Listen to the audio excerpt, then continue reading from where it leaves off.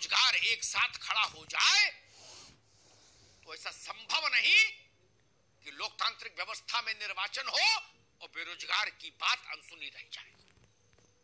संभव नहीं, किसी पार्टी के लिए संभव नहीं, कोई पार्टी हो, किसी राजनेता के लिए संभव नहीं। एक बच्चा बेरोजगार होता है तो ननिहाल भी, ददिहाल भी सब प्रभावित होते हैं, मायका भी, समधियाना भी। उसकी व्याप्ति को देखिए तो समझ में आएगा ये विषय कितना गंभीर है। मैं पहले जो दो इस पीड़ा को झेलने वाले वर्ग है जो है उनके दो प्रतिनिधि मेरे साथ हैं, दो चेहरे, रजत है और त्रिभुवन है। रजत, आपकी समस्या क्या है उस पर हम लोग चर्चा कर चुके कई बार, उसके तकनीकी पक्ष में आज नहीं जाना चाहूंगा। मैं आज इस मुद्दे पर चर्चा करने आया हूं कि क्या ऐसा हो सकता है कि प्रदेश भर के बेरोजगार, अगड़ा पिछड़ा, जात, धर्म, पंथ, मजहब, राजनीतिक प्रतिबद्धता, इन सब को परे करके केवल रोजगार के सवाल पर एक साथ खड़े हो जाएं और कहें भाई लिखित गारंटी लाओ तो वोट करें। रजत। बिल्कुल बिल्कुल सर, सबसे पहले आपका नमस्कार और आपके टीवी चैनल का नमस्कार करना चाहता हूं कि हम जैसे बेरोजगारों को मंच उपलब्ध कराता है आपका न्यूज चैनल। दूसरी बात सर, जैसा कि आपने बोला कि ऐसा कोई मंच होना चाहिए जिससे सारे बेरोजगार अपनी बात उस मंच से रख सके, तो मैं बिल्कुल उससे सहमत करता हूं। कोई भी सरकार हो, लगभग जो आंकड़ा मैंने अभी जुटाया हुआ है वो लगभग लाखों की संख्या में है सर।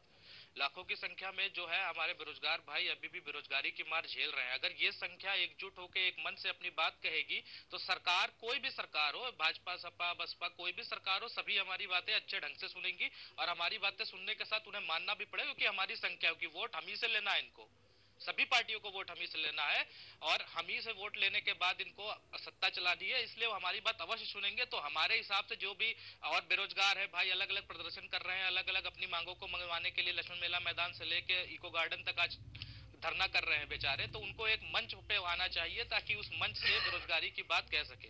1 मिनट सर और लेना चाहूंगा आपका सर। अधीनस्थ सेवा चयन आयोग का सर सहायक लेखाकार भर्ती का मामला है, 2016 की भर्ती है, 2019 हो गया है, अभी तक क्लियर नहीं हो पाई है। टेक्निकल इश्यूज सर बताए जा रहे हैं उसमें कि कुछ उसमें तकनीकी प्रॉब्लम आ रही है। कई बच्चे सर कोषागार कार्यालय में जाके भी निदेशक जी से भी बात की है जिनका नाम श्री भानु प्रकाश है, उन्होंने बोला ये नियमावली नहीं। अब ये बताइए, बच्चे तो सर देख के विज्ञापन को ही अप्लाई कर देते हैं कि विज्ञापन देखो और उसको अप्लाई कर दिया हमने। जो नियमावली बनाने का काम है वो शासन स्तर के अधिकारियों का है, तो ये आला अधिकारी तनख्वाह किस बात की ले रहे थे? और ठीक है, वो वहां से कह के भगा देते हैं कि मामला कोर्ट में है, मैं कोर्ट में कुछ नहीं कर सकता। सर उनको एफिडेविट लगा के जी उनको तो सर एक एफिडेविट करके उसको उस भर्ती को क्लियर करा देना चाहिए। सबसे बड़ी दिक्कत वो है। जी त्रिभुवन जी। जी सर, जी सर। सर और दूसरा सर मामला कनिष्ठ सहायक का है सर, कनिष्ठ सहायक में भी यही है सर, टेक्निकल मामला। रजत है जी, जी वो विषय है संज्ञान में। आज थोड़ी आगे हट के बात कर रहे हैं, उस बात को आज ज्यादा महत्व देंगे। जी सर, जी बिल्कुल त्रिभुवन जी। नहीं बिल्कुल सर, बिल्कुल मैं उसमें 36 लाख बेरोजगार अलग अलग ढंग से फंसा हुआ है, जो नौजवान स्त्री पुरुष, उसमें कुछ तो अधेड़ हो गए, कुछ अधेड़ से भी आगे निकल गए बेचारे। उन सबको जोड़कर अगर एक मंच पर खड़ा हो वो लोग, तो भाजपा, कांग्रेस, सपा, बसपा सब आपसे मिलने आएंगे कि नहीं आएंगे?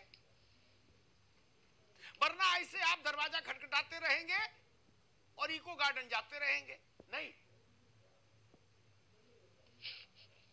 बिल्कुल सर, बिल्कुल। अमिताभ जी, पहले तो आपको बहुत बहुत धन्यवाद मंच देने के लिए। ये बहुत ज्वलंत मुद्दा है आज के समय में, पूरे प्रदेश का ही नहीं पूरे देश का ज्वलंत मुद्दा है। आज जो बेरोजगारों की संख्या है वो लगभग, विधानसभा में एक प्रश्न पूछा गया था सेवायोजन मंत्री जी से, उन्होंने लगभग 20 लाख के आसपास संख्या बताई थी। 2018 विधानसभा जब सत्र चल रहा था उस समय की संख्या है 20 लाख 98,000 समथिंग की संख्या। आज वर्तमान में मौजूदा परिस्थितियों में हम शिक्षा मित्रों के लिए हाई पावर कमेटी का गठन आप जान ही रहे कितना समय हो गया। उसके बाद इसके पहले भी आपने हमारी बात को रखा और